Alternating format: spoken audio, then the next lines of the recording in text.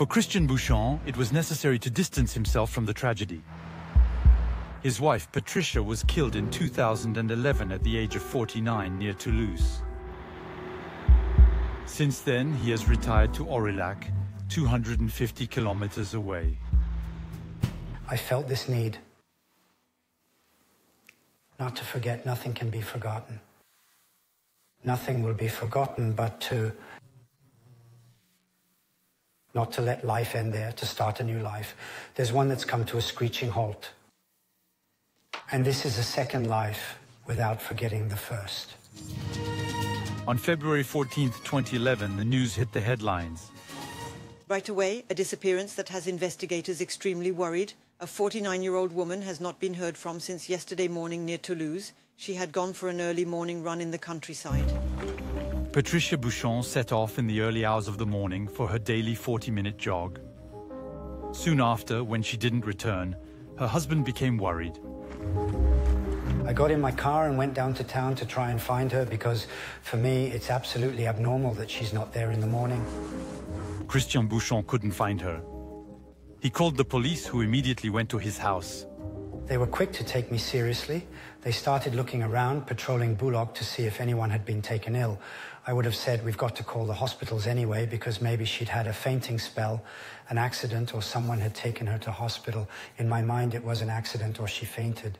And after a while, very little, because by mid-morning there were a lot of policemen in the house, a lot of people were there, and that's where it's no longer worry, it's fear you're feeling.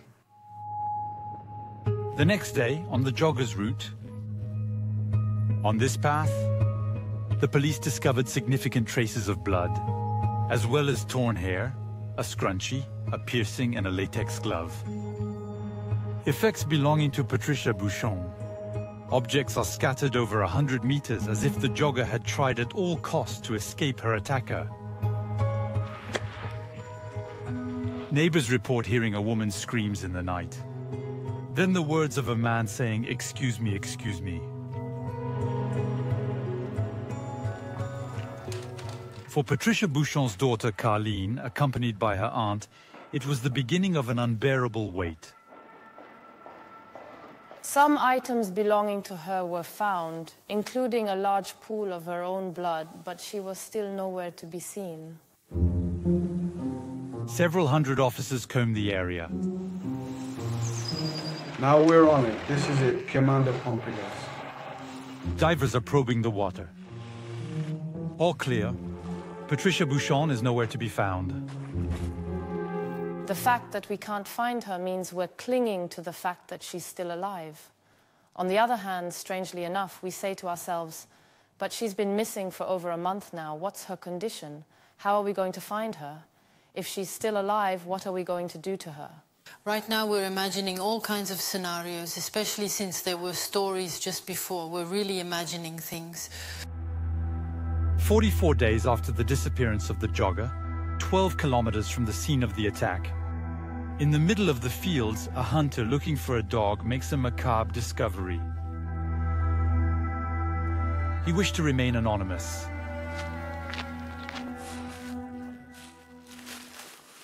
I climb down and jump the ditch on the other side.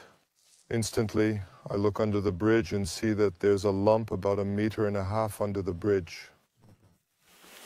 At first, I thought it was an animal. Then, using a stick, I lifted what I saw, the mass I saw, and realized it was a body. I immediately thought of Patricia Bouchon's murder. The officers informed the jogger's husband and asked him to come to the scene. They brought me a sneaker and a few more things. These are very complicated emotions. It's unmanageable, but it all falls apart all of a sudden. It's impossible to know if Patricia Bouchon was raped, but the autopsy revealed that the victim had been violently punched in the face. She also bore traces of strangulation. 2 DNA samples were taken, but these were incomplete, as the body had been immersed in water for a long time. Few material clues, but a crucial witness. Who, on the day of Patricia Bouchon's disappearance, passed her on the road in the early hours of the morning. This driver agreed to give us his testimony anonymously. He was on his way to work when he was surprised by a scene just outside Bullock. I passed someone running, dressed rather darkly, running towards me. We pass each other, we look at each other. It seems strange to me because it must be 4 o'clock, 10 past 4. And it's really early. 200 meters further on, he narrowly avoids a car parked in the opposite direction, all lights out in the middle of the road. He's there, I'm swerving, I stop there. I look over and see a man in a beanie. I ask him, "Is there a problem? Is everything okay?" And then he starts off aggressively.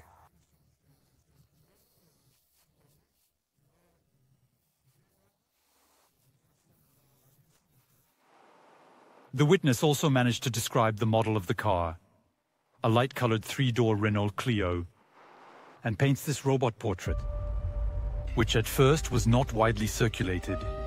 The public prosecutor feared it would generate too many calls and disrupt the investigators' work.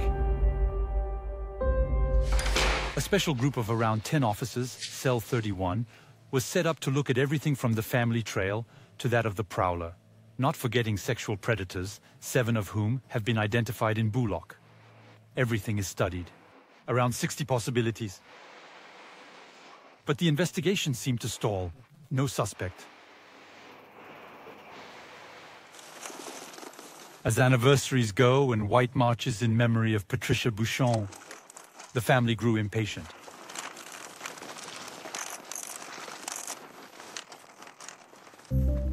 Finally, after 2 years, the call for witnesses went out.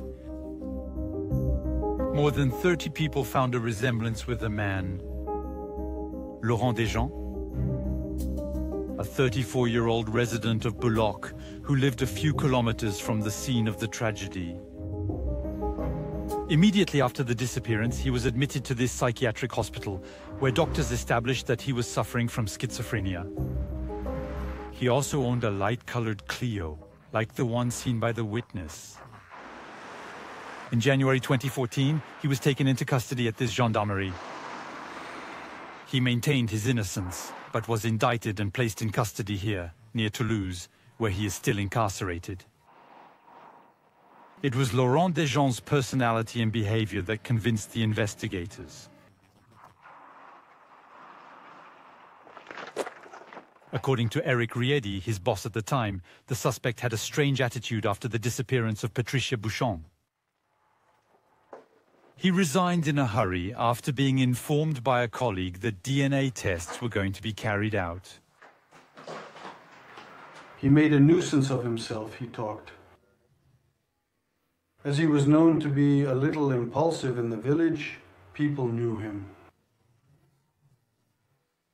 He felt under scrutiny. He could already be accused of something. According to a company employee who wishes to remain anonymous, he also made some ambiguous remarks. I began to make connections between the disappearance of this person and the fact that he wanted to leave here to forget. That's what he said to me. I want to leave here to forget. Did Laurent Desjans cross paths with Patricia Bouchon? If so, was he the victim of a stroke of madness? A regular cannabis user, he often wandered the city at night and was prone to violent outbursts. A former partner, who did not wish to appear on camera, attested to this by telephone. He had very pleasant moments, very kind, but very possessive, very jealous. And sometimes he would explode, so to speak. Was he ever violent towards you? No, he never hit me. We had a small apartment next door to his mother. One day he really smashed everything up. I took my stuff and left. Gabriel, one of his friends from when he was struggling, took him to see a psychiatrist a few days after the jogger's disappearance. He also confirms Laurent Desjans' instability. Well, there's a problem. He's very nervous. So Because he's so nervous, maybe he's lost it? I don't know, I can't tell you. And you asked him in the eye, did you kill Mrs. Bouchon? Oh yeah, I asked him 50 times. Even so, I know it wasn't him, so what did he say? He said, yes, if I killed her, I'd turn myself in, he said. I'd turn myself in on my own. In addition to his strange behavior, the investigators focused on the Clio that Laurent Desjans allegedly owned. He denies this. They found no registration papers in his name and never found the vehicle despite thousands of checks. However, Jo, one of Desjans' closest friends, insists that he did drive one. She confirmed this during a confrontation with the examining magistrate. He'd say, no, I didn't get a Clio. And I'd tell him, yes, Laurent, you did have a Clio. Maybe not for long, but you did have a Clio. We're convinced, I'm sure, because one time he came to take me shopping and he had the Clio. But the problem is we can't remember if it was before the murder, at the time of the murder, maybe if he was directly involved from the start. Maybe we could have said yes, but at that time, he really did have the Clio at that time, which we don't know. We can't say yes, but he had the Clio at the time if it was 2 years before. Like Jo, around 30 other people testified that he had indeed owned a Clio. Another incriminating factor is that during a reenactment of the scene in February 2015, Laurent Desjans was identified almost formally by the first witness. The most fateful moment was, is it him? Is this who you saw?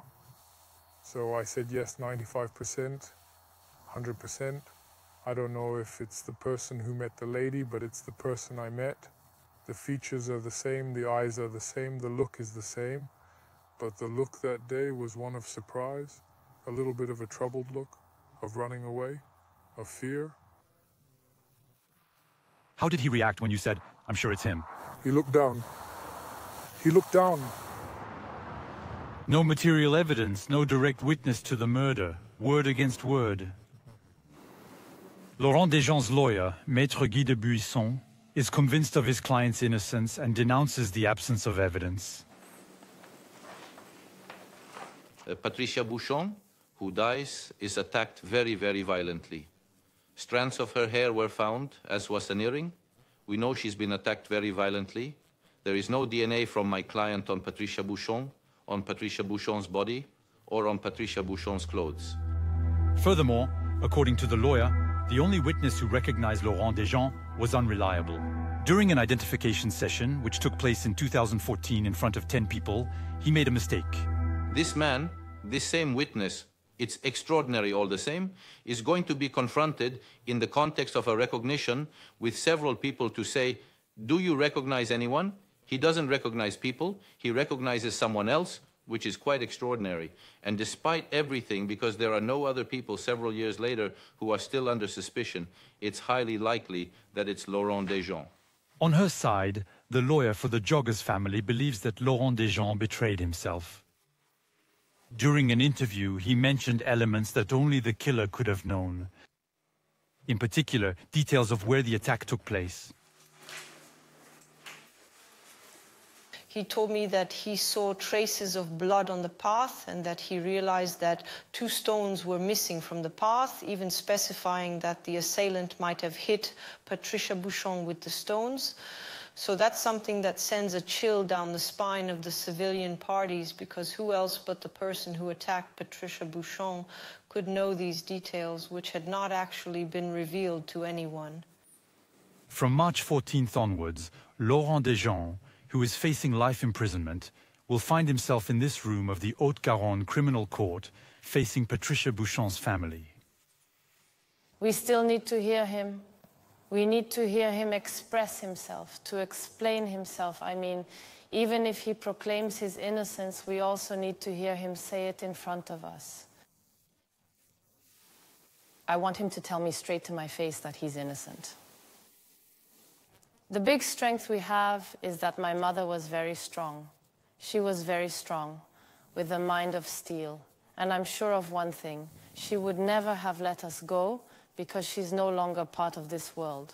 So our strength is her. She's our strength.